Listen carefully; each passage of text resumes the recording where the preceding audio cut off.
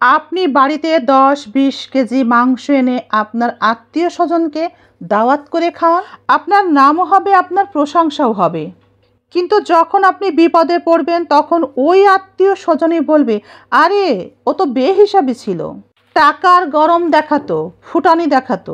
এই জন্যে নিজে খেয়ে পড়ে যতটুকু থাকে সেটুকু সঞ্চয় করতে শিখুন।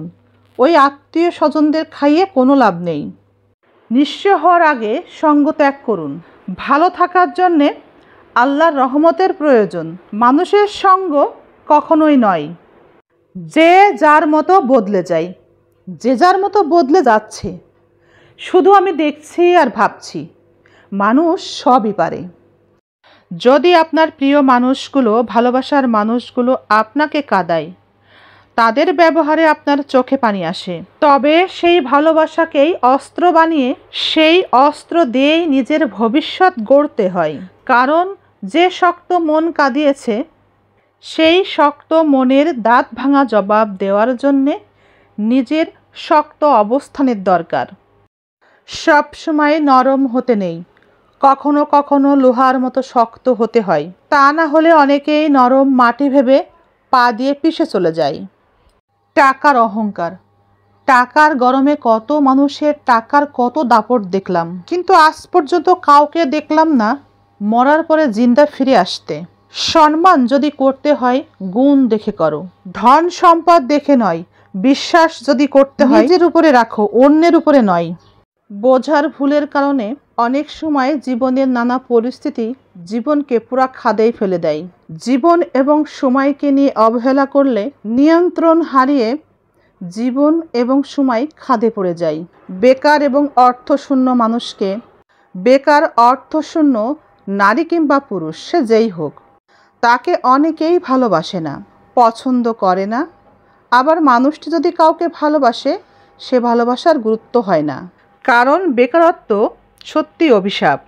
যারা আমাদেরকে ঠকায়, বিশ্রীভাবে আমাদেরকে কাঁদায়, তারা সামান্য নয়, যতটুকু কাঁদায়, যতটুকু ঠকায়, আমাদেরকে ঠকানোর কারণে, কাঁদানোর কারণে সৃষ্টিকর্তা তাদের প্রতিদান দিয়ে থাকেন।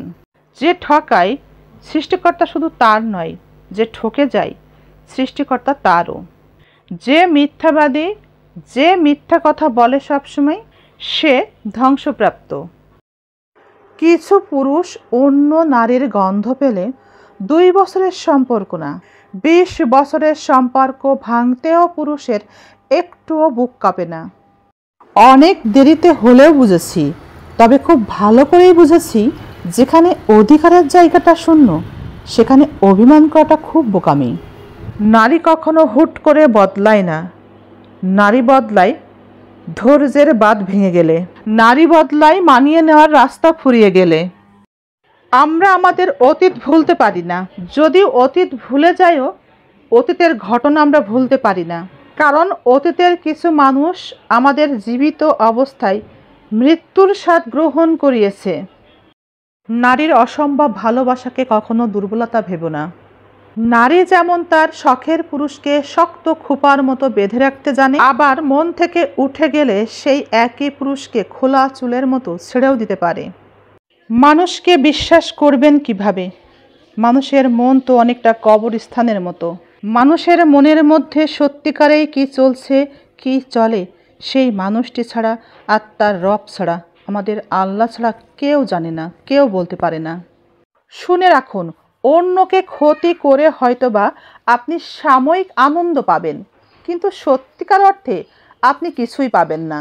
অন্যের ক্ষতি করে আপনি কখনোই কিছুই পাবেন না, বরং আপনার মনের অশান্তিই বেড়ে যাবে। অন্যকে ক্ষতি করে, অন্যকে বিপদে ফেলে হয়তো আপনি সুখ খুঁজছেন, কিন্তু সেই সুখ আপনি কোথায় খুঁজছেন জানেন? একেবারে অন্ধকারে। একটা সময় আপনি সেই অন্ধকারে নিজেই আটকে যাবেন।